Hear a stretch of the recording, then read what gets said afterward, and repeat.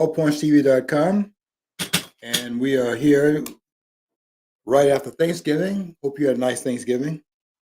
We certainly had a very nice celebration at my abode, and one of the neighbors brought over some dressing. I asked this morning for that recipe. I got the turkey down to a science, but I got to get I got to run and make that dressing. That's some good dressing she brought over. We have neighbors that come over, and they'll bring. They brought dressing and candy yams, and I have the turkey down to science, but I need to go and find all the things that kind of complement the Thanksgiving dinner. I need to learn a little bit more about the things that are the side dishes, as they say. But it was a nice Thanksgiving. Hope you had a nice Thanksgiving at your homes, and that your relatives were over there. That you did not have anybody telling you could not meet because you were putting your granny in jeopardy by having a dinner on Thanksgiving, like they did in 2020. We couldn't invite our relatives over, and nobody saw how that was tied into really them trying to sabotage Donald Trump and get him out of the White House. And all that was part of this whole backdoor approach to, in fact, changing the landscape in the voting process, and then using all these things about COVID and you're going to affect, you can't come over and you can't go outside and all of that. And they were doing some of that this past Thanksgiving, not the same way, but they were out here attacking the country because you start hearing about the colonial period and mistreatment of the Native Americans and all the rest. It's all kind of tied into the same thing. They're trying to bring the country down from within, and we're not going to let them do that. We're going to stand in the gap and stop them, and they're going to have to be stopped because we're going to be here at the studio at allpointstv.com, and we're going to be up here trying to enlist our. We're amassing a media army. We started out, small, but we're not going anywhere. And over time, we're going to build a cadre of patriots, and we're going to stand them down because the persons that are doing this, they're trying to bring this country down from within the country. This is, in other words, they're not. They know they realize, they could not just adopt Saul Alinsky's plans, as in fact written about in his book, Rules for Radicals. And I understand what I wrote. I read his book, and I know he what he's calling for. Say on the outside to make it difficult to govern by you creating so many different things that go on, and governing becomes almost impossible because of the thing, the monkey wrench you're throwing into the process. And his acolytes have built upon that by not standing on the outside and throwing stones at the people inside, but to come inside and be the institution, run the institutions, and you're the predators inside of the structure. And that is really why Donald Trump is having so much trouble, because they had this thing going. They thought that this was a done deal, and it's going to be Barack Obama, who was a Solinskyite, and then his successor was going to be Hillary Clinton. She certainly was an Alinskyite because she wrote her master's degree thesis on Saul Alinsky. And so they thought they had it going, and they're going to pass it off. And then here comes Biden. Supposedly they're going to have by that time they would have been able to shut the door, and it would have been a done deal at this point. But a funny thing happened on the way to the circus, is what it amounted to, because that was a circus there when Obama was president. And it was certainly a circus when they put Joe Biden in there, and he was installed in there despite the electoral results, because they overturned the results in that election, and they put another result in his place. This man could not get, he can't get 80 million votes and have no indication of any support you have out here in the mainstream. Nobody going to your rallies, and we couldn't see any support base that you had built. And it got to the point where they just had to stop doing these rallies because nobody's going. It was the same thing with Biden that it was with Hillary Clinton. Hillary Clinton didn't have anybody at her campaigns either, and so they had to hide that because they already had determined the outcome of the election before the election was even held. And that's what all the suppression was about. You can't bring grandma over. You can't have Thanksgiving. People are going to die. You're going to breathe. You're going to breathe on your relatives. The air is contaminated by a virus escaping out of a single location in China. Of course, you couldn't go in China and check the laboratory over there because of the fact it was a communist country. Of course, you could say that you couldn't. They're not going to let you in there as a capitalist country go into a communist country and check behind the doors if you're not over there spying at the same time. And that's what they were pulling. But I don't see any. I saw what they were doing in this Thanksgiving where they just came out and going to make it very clear that they were just going to take this holiday down. They're just not going to let this country celebrate anything that has to do with its heritage. And this idea of having Thanksgiving, which Thanksgiving, they could say Thanksgiving started with, you have the turkey and all of that with the pilgrims and the rest of it. But the actual celebration of Thanksgiving comes out of what Lincoln was doing in the aftermath of what had happened at Fort Sumter, and then thereafter you have to look at what was going on with the fact that they had all these. They thought this war was going to be overnight, and this war was dragging on and was going on a lot longer than they thought it was. They didn't think the capacity of the South was such to be able to resist the population that was in the North that could refuel his army and so on. And they were still standing 4 years later. And even if they were standing a month later, that had been predicted, they'd probably fold within a month or so. And they were not folding. And so this idea of Thanksgiving as a holiday, the fourth Thursday in November, that is not the Pilgrims. That's Lincoln having placed it on that date for the Thanksgiving thanks that we were still standing as a nation, and really 11 states going out of the Union did not stop it from being a union. I've been writing on this topic that I'm speaking on today. I've been writing on it for the last 4 or 5 days, and what I've been saying is that this idea of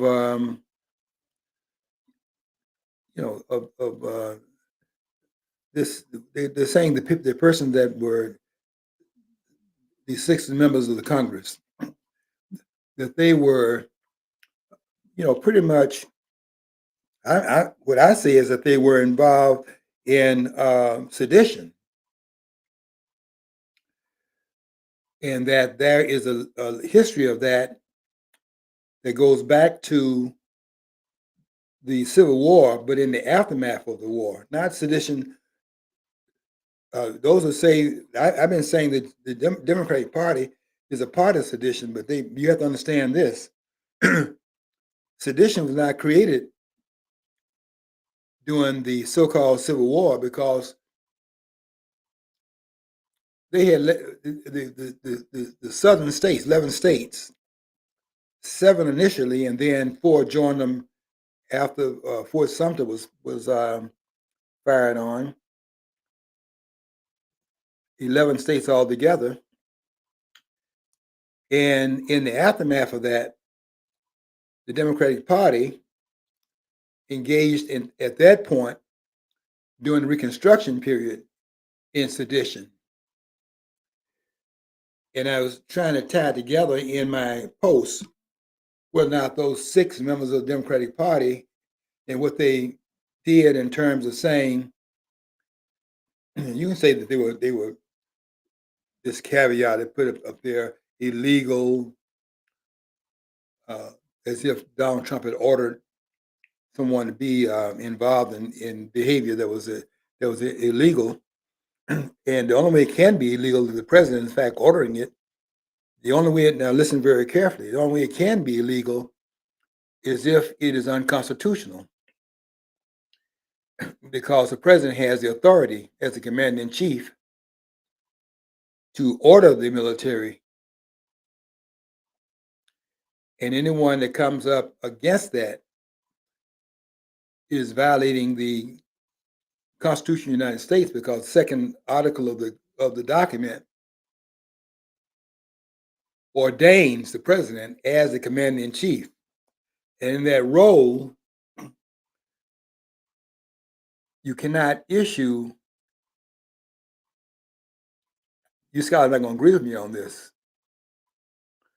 The president cannot issue an illegal order unless the order is also unconstitutional.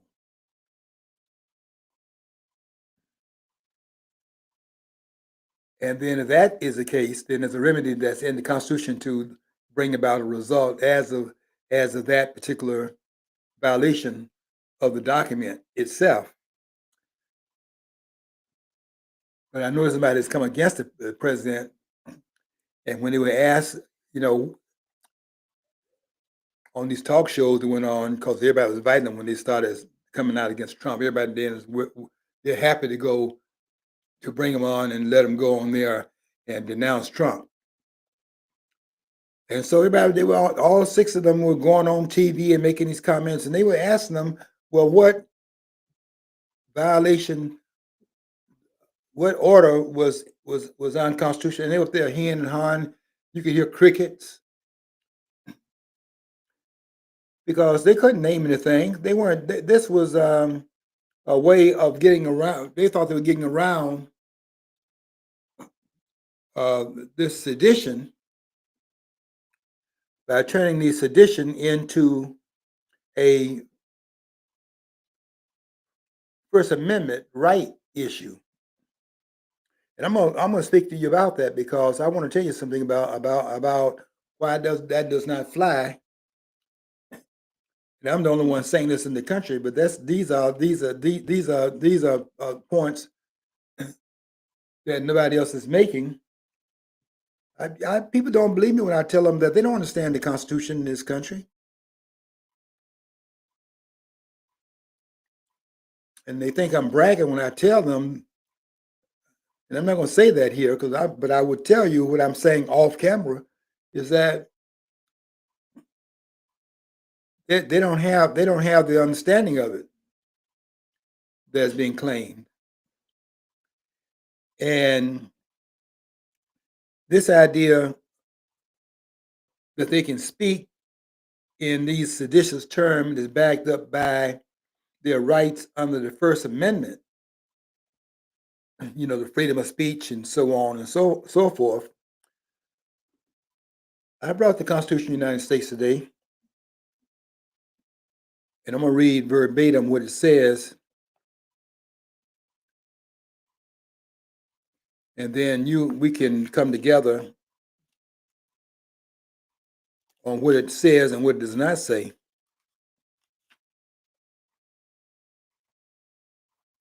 Because we're saying a lot here, and we're saying a lot here in this country about the First Amendment, the freedom of speech. And I'm going to make an argument here that nobody else is making, because I'm going to tell you something we got to look at, and that is the freedom of speech can exist unabridged alongside of the enforcement against you using speech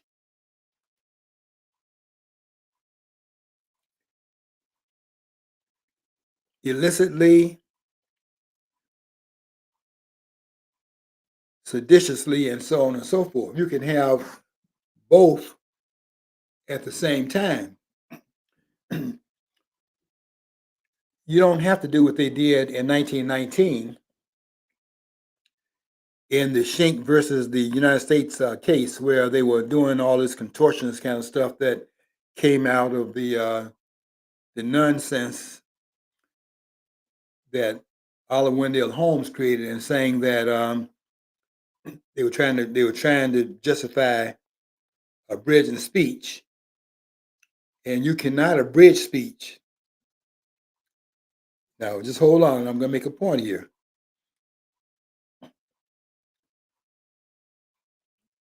You cannot abridge speech, but at the same time, that does not mean that speech cannot be without consequence, legal consequence, constitutional consequence.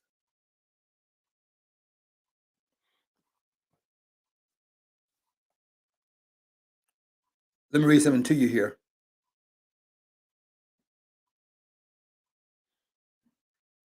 I want you to listen to this very carefully. All your scholars listen carefully too.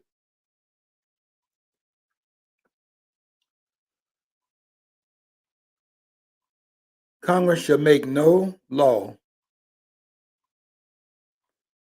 respecting an establishment of religion or prohibiting the free exercise thereof, or abridging the freedom of speech.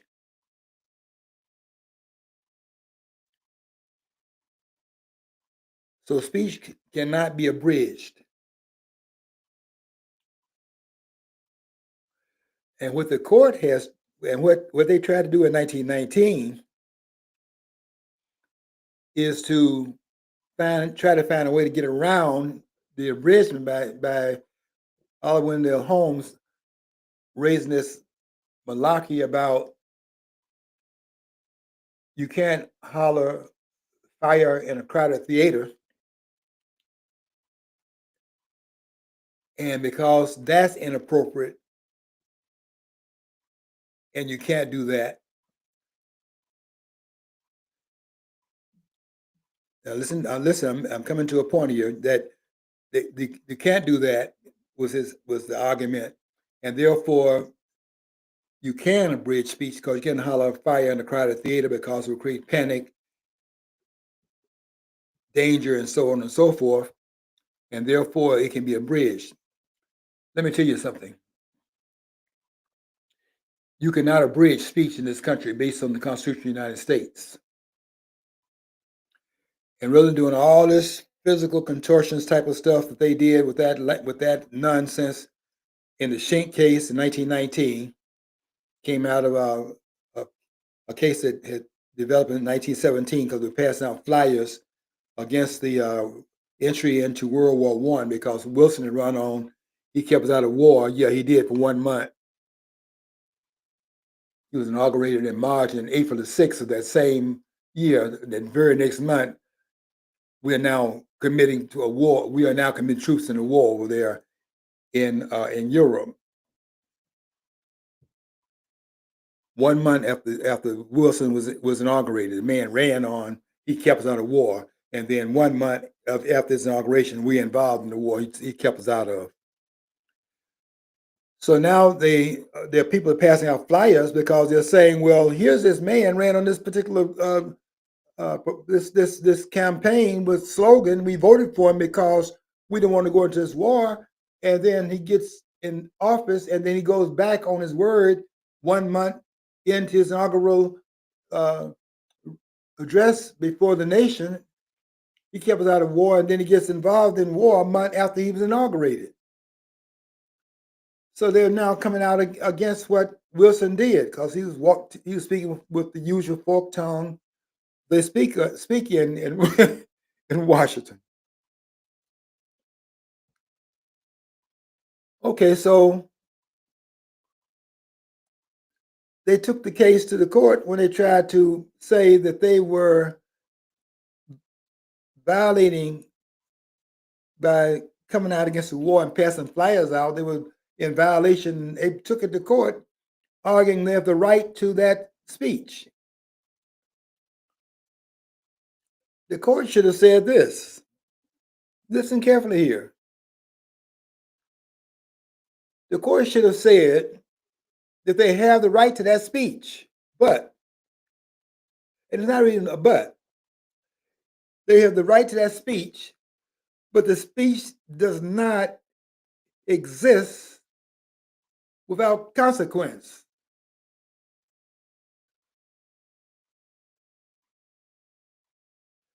It's the same argument that I make when they had. See, my argument with the court at that point, when they were talking about you can't scream fire in a crowded theater, my problem with the court is legislating from the bench. That's the problem. It's the same thing the court is doing in Plessy versus Ferguson. That stood for 58 years on the books until it was overturned in 1954 on another false ruling by the court. Because it's legislating from the bench in that case also. They legislated from the bench in 1896 when they talked about separate but equal. That's the court legislating. That's nothing in the dogma of this country talking about separate but equal. But if they had said this, it would have been right inside of our tradition, inside of our Constitution, inside of our founding documents, our founding ideas. If they had said what Harold Cruz wrote about in one of his books, the professor he didn't have a PhD. I don't think he had any degrees. But because we wrote that in one book in 1967, I think it was, called The Crisis of the Negro Intellectual, that book was on such a level, how you going to keep a person out with that kind of scholarship outside the corridors of the university when the university is supposed to be universal, and this man's out there writing above the level of anybody in those classrooms, and you got him outside the institution. They brought him in there. He didn't have a degree. But he has a book called Plural, but Equal. Now, separate but equal is not constitutional because the court is legislating away from any of the particulars in the grounding points of this country. But our document says e pluribus unum, doesn't it?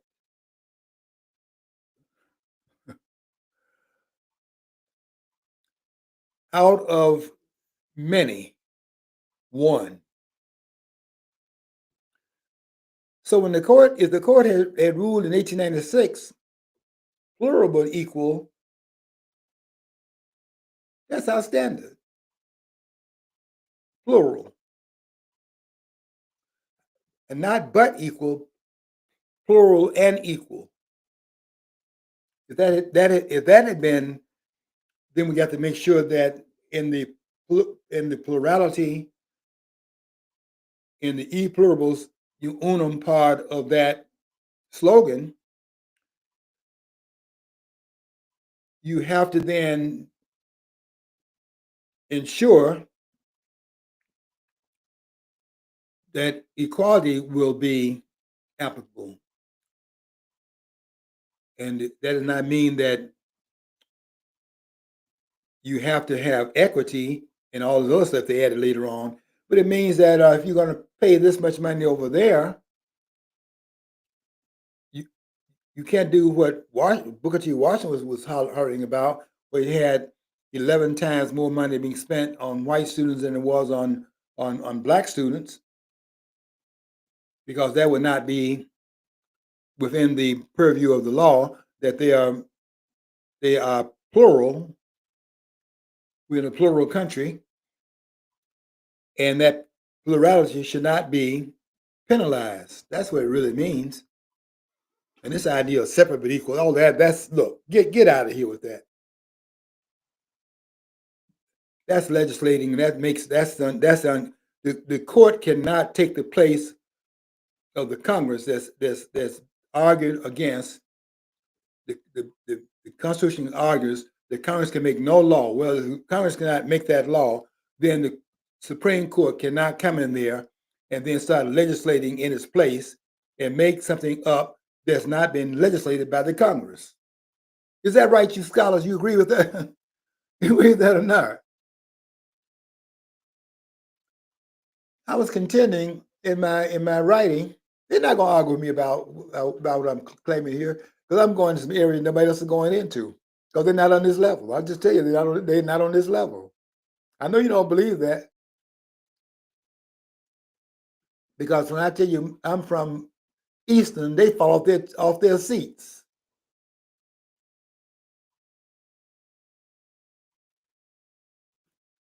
I was writing this past week. They're not going to say anything. They're not going to challenge me on this. I was saying in my writing about this sedition and this tradition of sedition, I was dating sedition not in 1861 to 1865, because there is no sedition in that time period. Why not? Because 11 states have seceded from the Union. And they're not involved in sedition, they are involved in secession.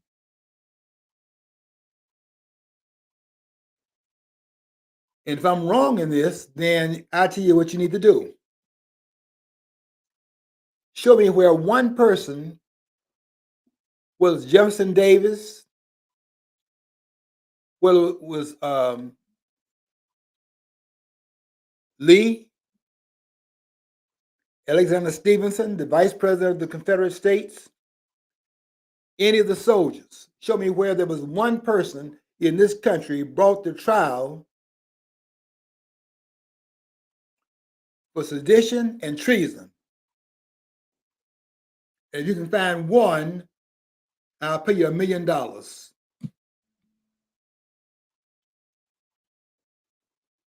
I don't have to pay you anything, because they never brought anybody for treason, just like they didn't bring anybody for this thing they were trying to accuse them of for January the 6th. We're talking about there was this behavior that occurred on that date, and they're trying to say, well, the person went to Washington and they were going there to involve in, they were involved in an insurrection. Not one person. See, you can say anything. Not one person has been charged, and that was what, 4 years ago. Not a single person has been charged with insurrection in a court of law.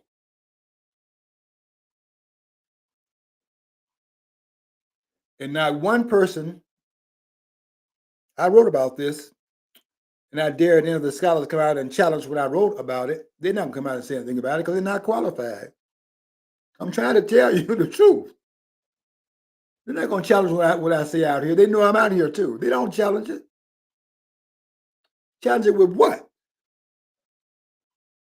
I'm speaking above their understanding of the Constitution. You can take it and let it alone. They talk about all these highfalutin institutions, and then you mention Eastern, they start get out of here. It's like, get out of here. Where you get out of here? You didn't say anything about Brown. You didn't say anything about Yale and Cornell and Columbia, and don't even think about. You didn't say anything about Harvard. Yeah, and those schools have a recognition because the government chooses its leaders from those institutions. That's the only reason. They don't scare me, and none of them at those institutions are on this level here either.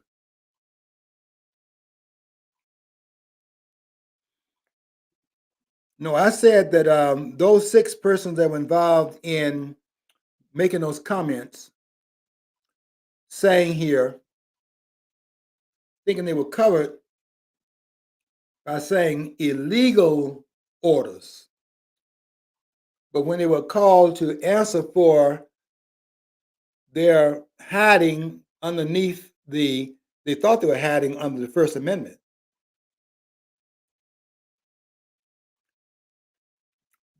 The First Amendment does not give a hiding place.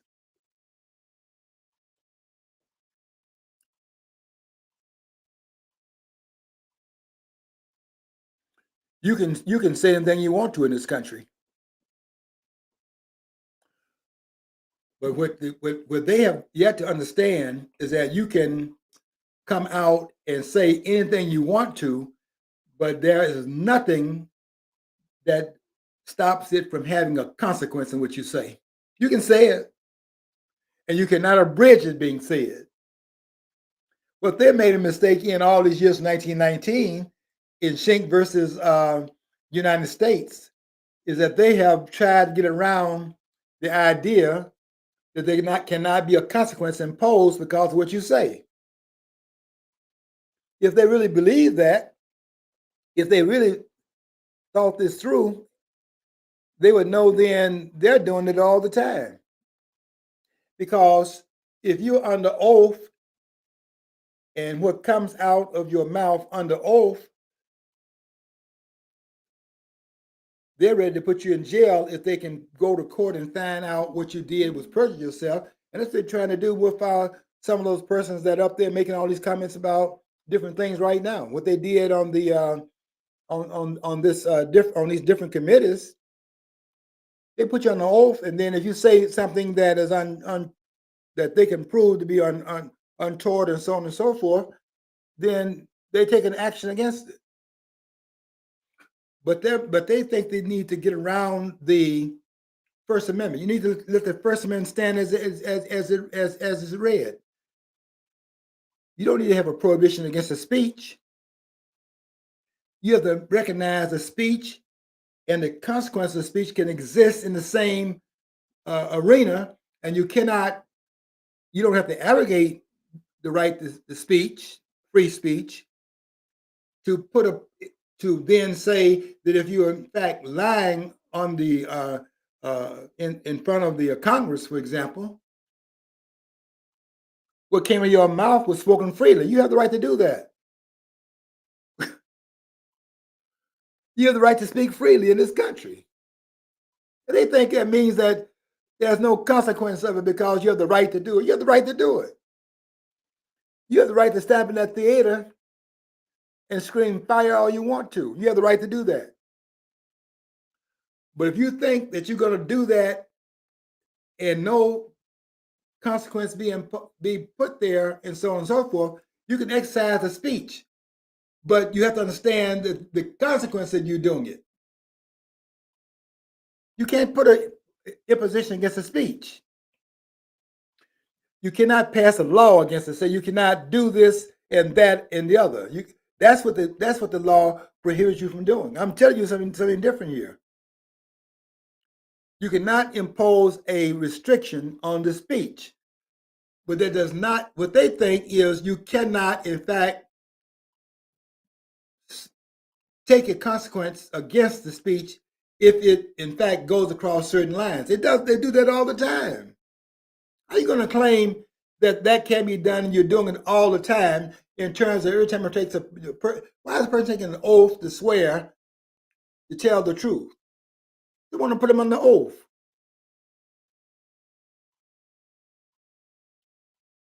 Why? Because if they put them on the oath, they want to say then that they now can get him.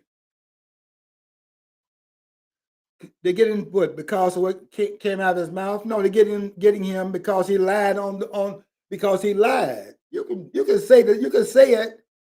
You have the right to say it. They're not getting you on the on the expression of the speech. They're getting you for lying on they're getting you for open your mouth up and freely using speech and then lying what you're saying under oath. That's what they're getting you on. You have the right to do that. You have the right to, in fact, say what you said. But you see, you don't get that the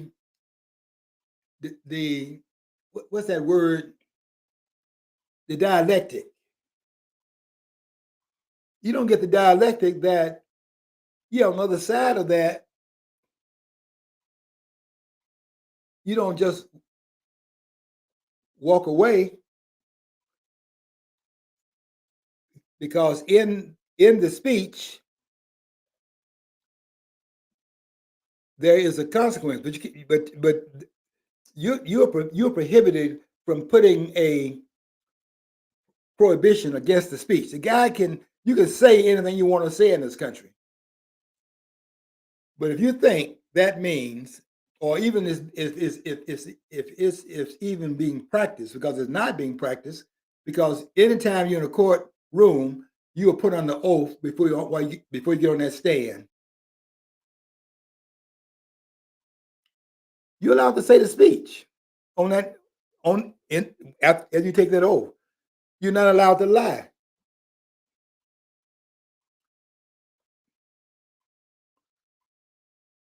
And they don't understand that there's a little fine line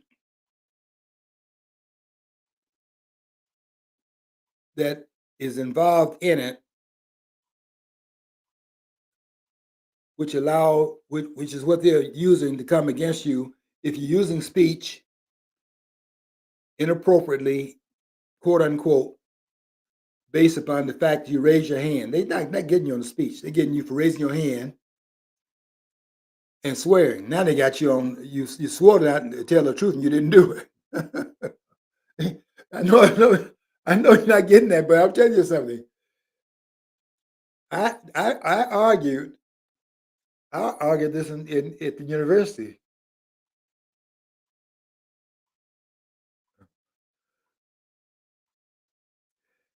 and I know their reaction to it.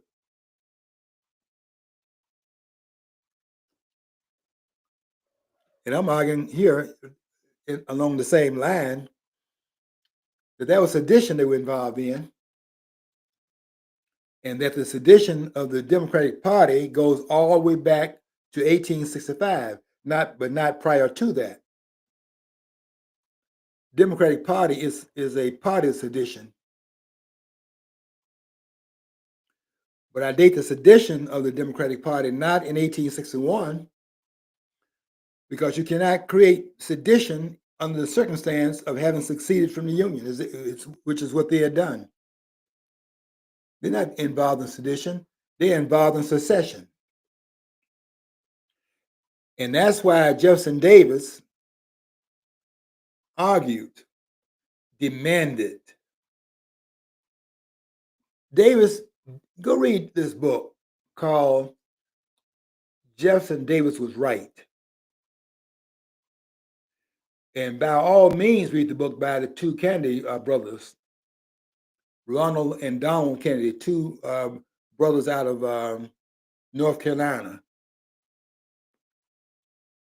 who are defending the South right to have acted the way they acted in 1861 when they seceded from the Union, and they wrote this book called The South Was Right. And they were right. That's why they didn't want to bring them to court. Because if you had taken if you had done what Jefferson Davis was practically demanding that they do, yeah, they held them in detention for 2 years without trial.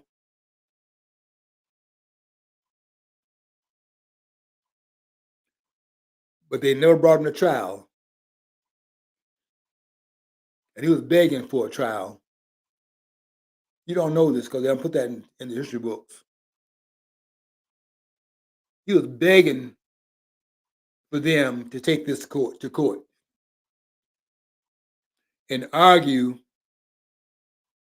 that they were involved in sedition.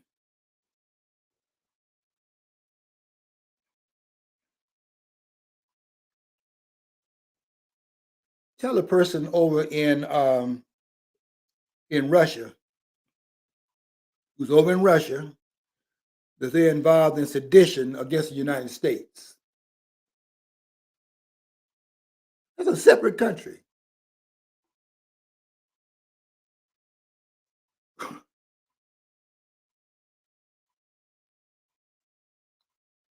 In order to be involved in sedition, you have to be in the country in which the sedition is in fact created.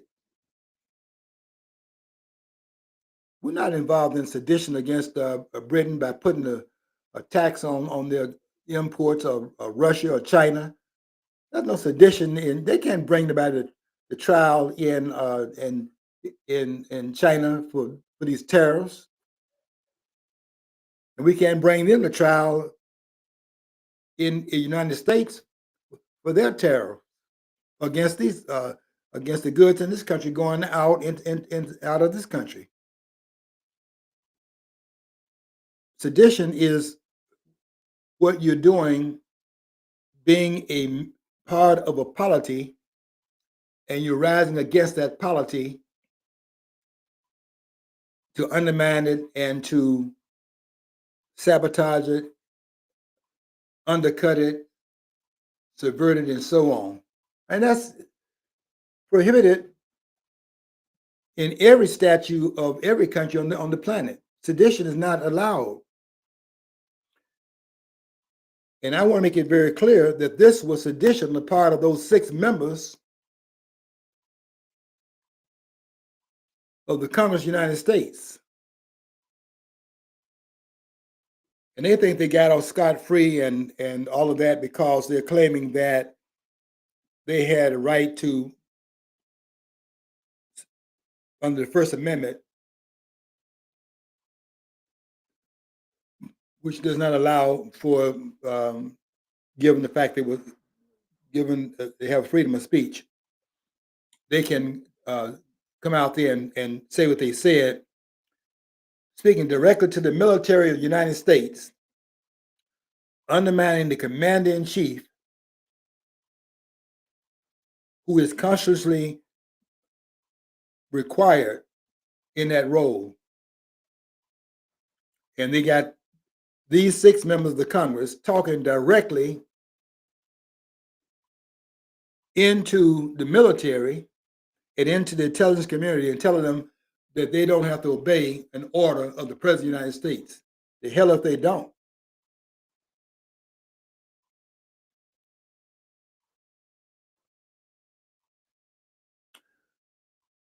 But if the president gives an order that is unconstitutional, and the president, I'm gonna say this again, the president cannot issue an illegal order unless the order is also unconstitutional, because he is mandated to be the commander-in-chief, and giving out an order in that role, if it's not unconstitutional, then it can't be illegal.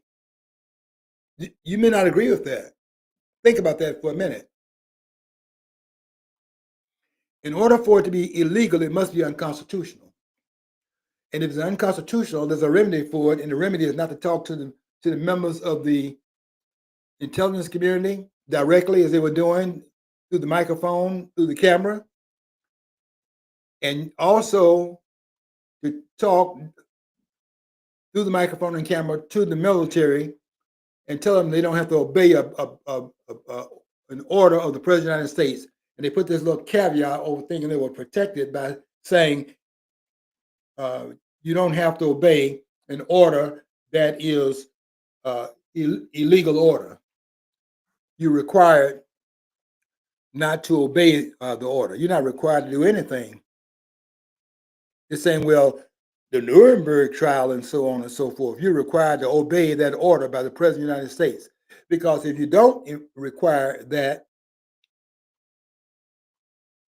they obey the order, you'll have 1.3 million people with an interpretation of what is legal and what is not legal, which they never said what were the orders that were illegal orders.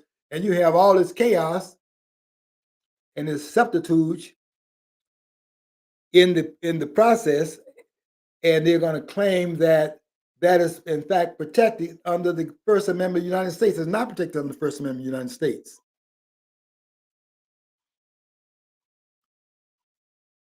What I'm telling you is that you can have the freedom of speech absolutely in this country. But dialectically, on the other side of that is the consequence is not suspended because you're doing that. You have the right to do it.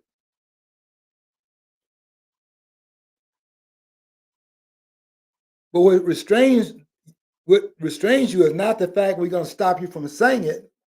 What restrains you is that what is going to stop you is that you know that you've got to be truthful, and if you're not truthful, we're coming against you because you use speech in an inappropriate setting,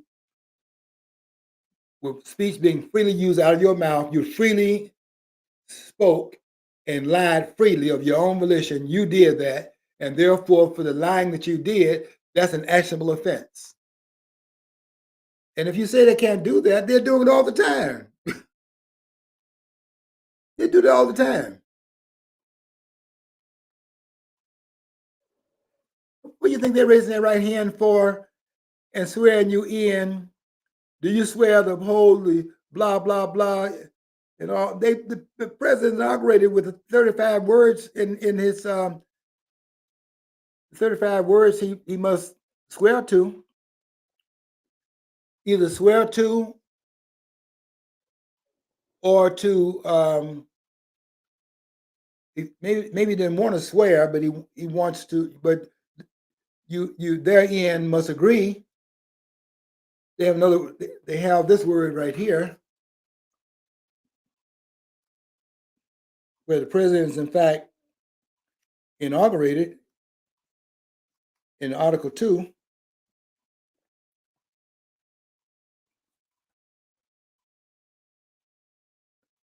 And the president gives says these 35 words.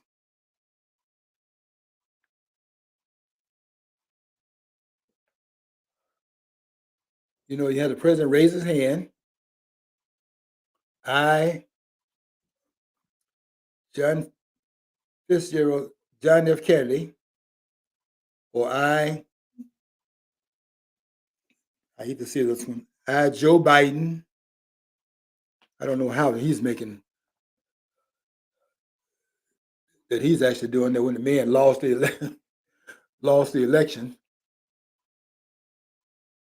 and they inaugurated him as president anyway in 2020. They did the inauguration January 20th, 2021. This man had lost the election. They inaugurated him as president anyway. That's what happened in 2021.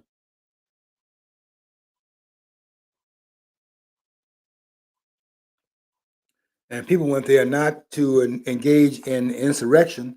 If they did engage in insurrection, why has nobody been charged with it? We've now passed that by 4 years, and not one person has brought the trial for insurrecting anything on January the 6th, when they went there to stand against the theft of the election. If they were involved in insurrection, why didn't they do to them what Jefferson Davis was calling for them to do to him in that case, begging them, demanding to be brought to trial, and they didn't do it because they knew they would lose. You're not insurrecting in 1861. There's no insurrection.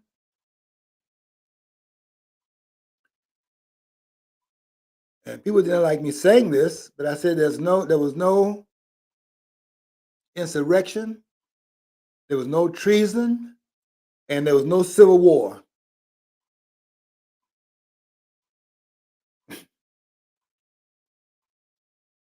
All that's made up history. What is a civil war? A civil war is a war where two or more persons are fighting over the same power center to take over the power of that center.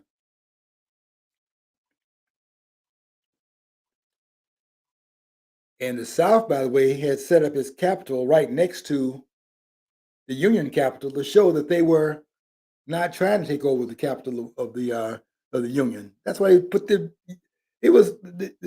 Confederacy was born in Montgomery, Alabama. They moved it to Richmond. That one guy that's singing that song all you were singing a few months ago, and this guy was the dollar ain't so and so. He was making that song about it, talking about north of Richmond. He was talking about those persons over there north of Richmond. He's talking about the fact they're right across over there. That's why they set the capital up to show they were not antagonistic about the Union. What they were doing, they were not trying to attack Washington, D.C. They were not trying to engage in civil war. They were engaged in secession. That's a different thing. Their homage, their allegiance was to another flag, to another union, the Confederacy. You probably heard of the Confederate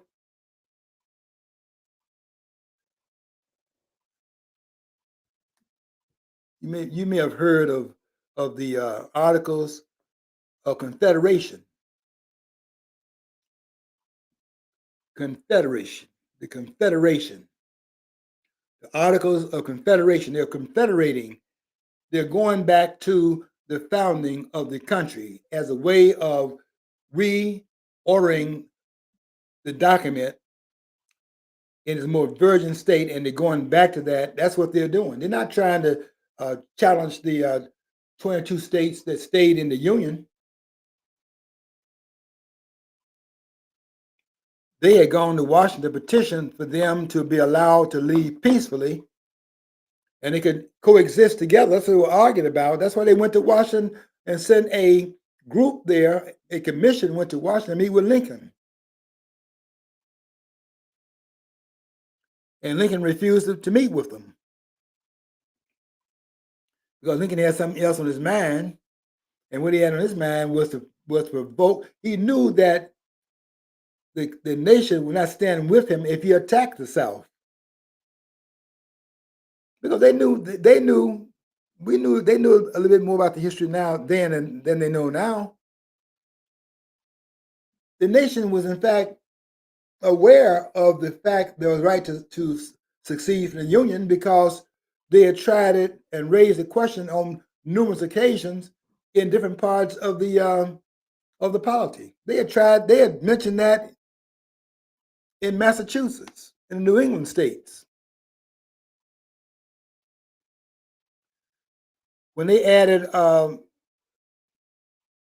Louisiana Purchase, there were persons that objected to that because they were changing the states.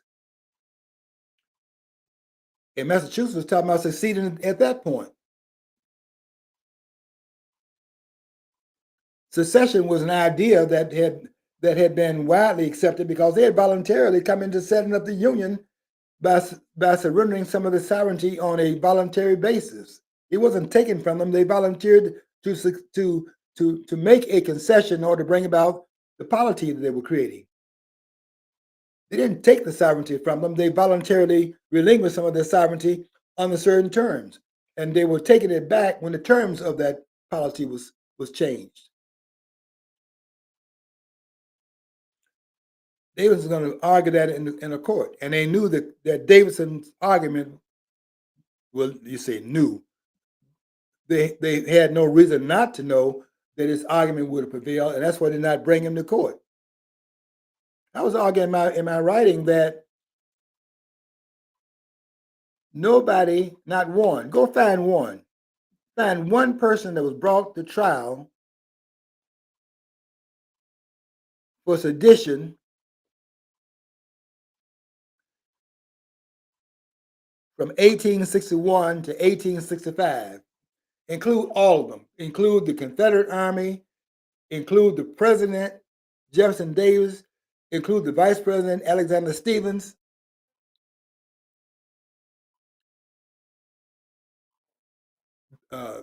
Benjamin Judah, all of the ones in the cabinet. Not one of them was brought to trial for treason because they were not involved in sedition. It was a different polity.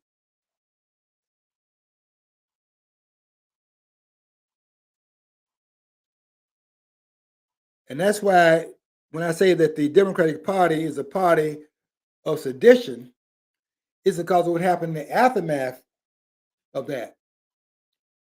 After they had militarily been subjugated.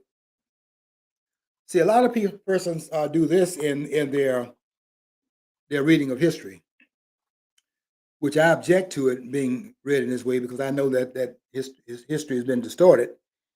For political reasons, for reasons that are not very difficult to understand. You got in the aftermath of this war, you got 720,000 persons that died in that war. And if this war was fought over reasonable constitutional issues that could have been argued in court and more than likely would have prevailed in court,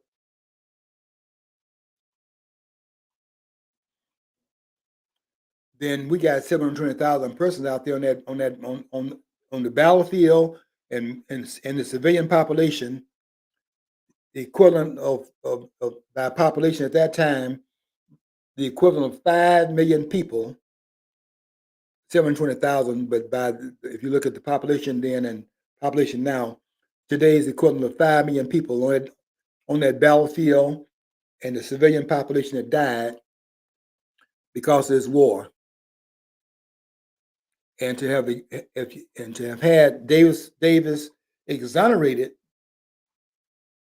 and then have 720,000 people who died in that war, what does that do? It changed the whole complexion of what this war was being fought over, because this war is not fought over slavery. This is a tax war.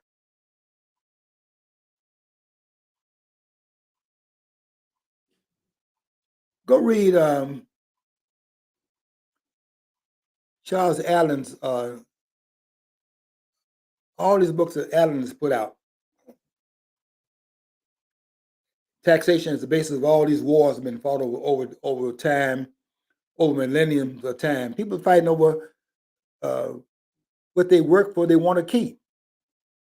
Now, I never understood persons arguing that if you go to work and you work for your money and you want to keep what you work for, that's greed, but the government can come and take what you work for and then give it out to the person who didn't work for it, and that's not greed in the part of the government's place, and they're using guns in order to bring it about.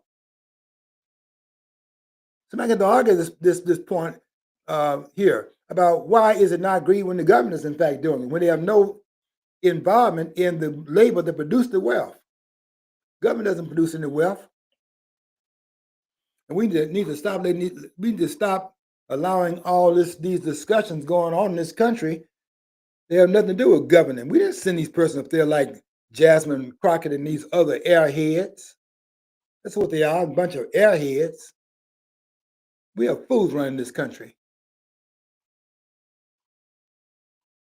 Again, we we're not elected in person to go there and argue with Donald Trump.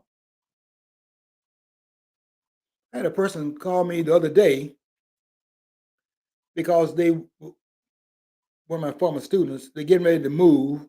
They were living. They were living in Battle Creek, and they couldn't find a job there, so they had to pick up and move and go to Sterling,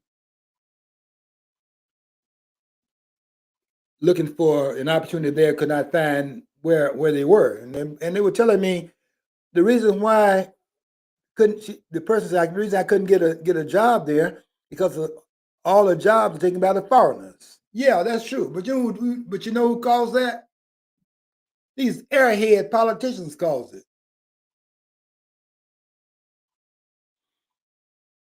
You don't see their hands on it because you're not trained in this area to see the hands on it. They're the ones caused it because they got involved in artificially raising the wage, the minimum wage raised up to a certain level, and by raising it artificially up to a certain level, you create an opportunity for others to come in and undercut that level and then sell their labor at a lesser rate. And so rather than paying the $15 an hour to $13 an hour that you are demanding that they get paid because you now made it a minimum wage based upon fiat, rather not based on negotiation and the workforce and the employer force negotiating the terms of that, you have the government dictating terms in the economy. And by artificially inflating the rates, you create a floor for those rates being undercut.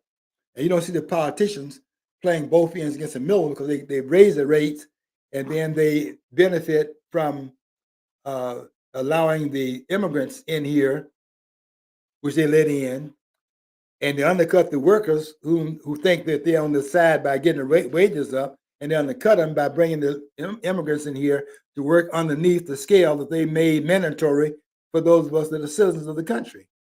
Well, look at Trump was saying that when he was being interviewed by Laura Ingraham, she said, "Well, we have plenty of people to take these, these. He's always want to extend the H-1B visas." And she goes, "We got plenty of people." No, you don't. No, you don't. No, he's saying to me, he's saying, "I'm not one of you. I'm better than you. I mean, you guys are dumb. You're not. You don't have those jobs that became, and they're not. They're not that. They're entry level jobs, and they pay well, but they're entry level." I have broken with Trump. I am disgusted with some of the things that Trump is doing. Part of it is this tariff business.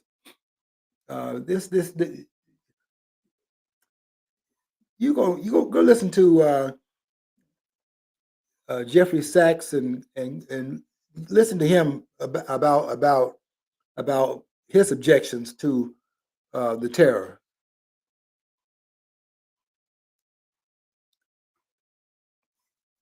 I don't argue that it's unconstitutional for the president to engage in it because it's not given to the president, it's not given to the Congress exclusively in Article 1, Section 8. There's nothing in there that prohibits the president from being involved in taxation or the tariff. He's not prohibited by the Constitution from that. That's what they say, but that's not true. If you go read the document, go read Article 1, Section 8, Clause 1, and see if there's anything that says the president, Congress has the exclusive right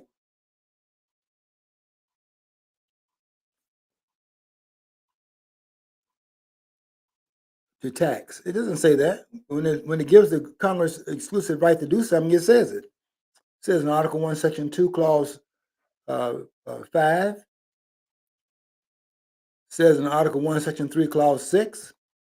When it's exclusive right, it says exclusive. It doesn't say it in terms of tax. It says Congress shall have the power to tax. That's why, because Congress is a legislative body and is now given taxation, and it states that because it's not legislating. So it gives that as a way of stating they can do that, but it doesn't say it can do it exclusively.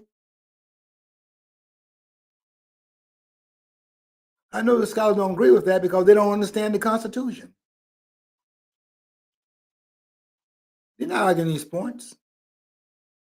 They're not saying these things.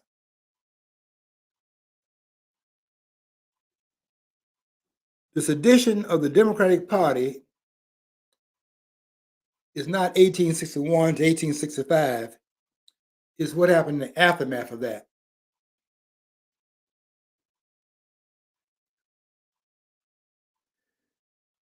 During the Reconstruction period, which I put not 1863, a lot of them like to say it's 1863 to 1877. So they want to date it to the Emancipation Proclamation, to the inauguration of Rutherford B. Hayes.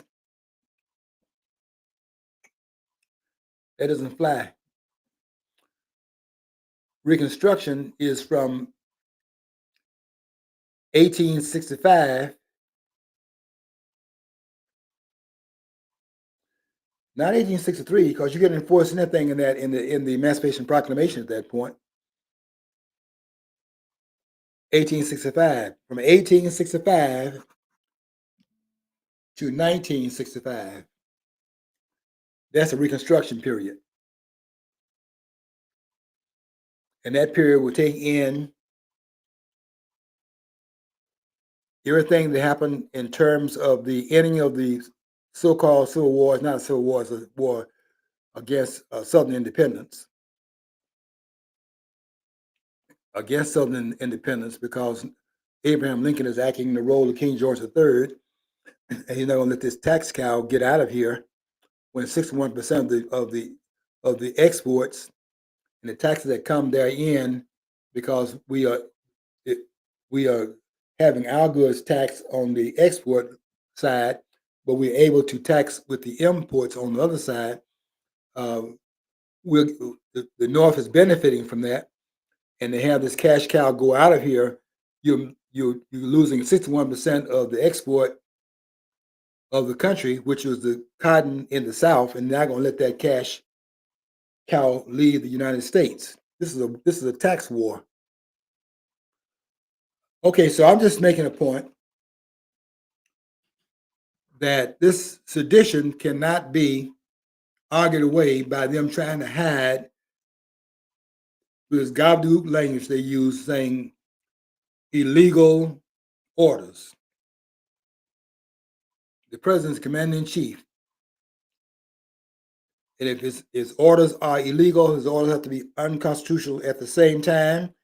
And if they're unconstitutional, the remedy is not to be hollering and blabbering it to the military and to the secret agencies and so on and so forth, but to go through the process to bring the president in to answer for his unconstitutional violations through the impeachment process. There's a process to remedy the situation.